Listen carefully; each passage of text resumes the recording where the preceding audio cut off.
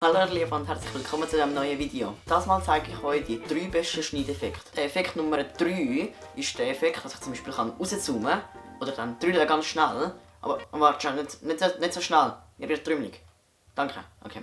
Und dann kann ich zum Beispiel auch auf die Seite, und jetzt kennt ihr mich plötzlich nicht mehr, ihr hört mich nur noch. Dann kann ich wieder führen kommen. Noch mehr.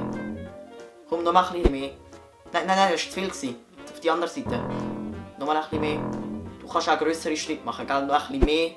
Danke. So, jetzt muss ich einfach nur noch reinzoomen. Komm näher. Ui. Das ist zu viel. Ein bisschen raus.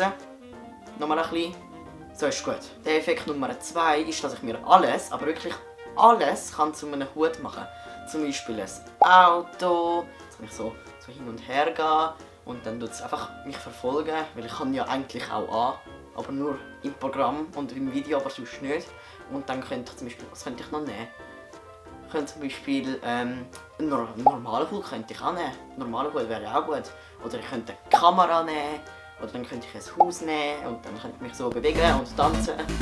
Und dann könnte ich was könnte ich noch nehmen? Einen Salat. Nein, nicht der Salat. Der richtige Salat, den man essen kann. Ja, der ist gut. Ich kann auch tanzen. Das bringt mich auch ein bisschen auf eine Idee. Ich könnte eigentlich machen, dass ich einen Hut da habe, wo der Salat drauf ist, wo ein Salat auf dem Kopf hat. Geht das?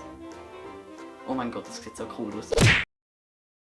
Der Effekt Nummer 1 ist wahrscheinlich mein absolut liebster Effekt. Nämlich, dass ich so Feuerball mit meiner Hand schiessen kann und dann gibt es eine riesige Explosion. Also ich zeige es nochmal. Oh nein! Hallo? Geht's gut? Hallo? Hallo? Hörst du mich?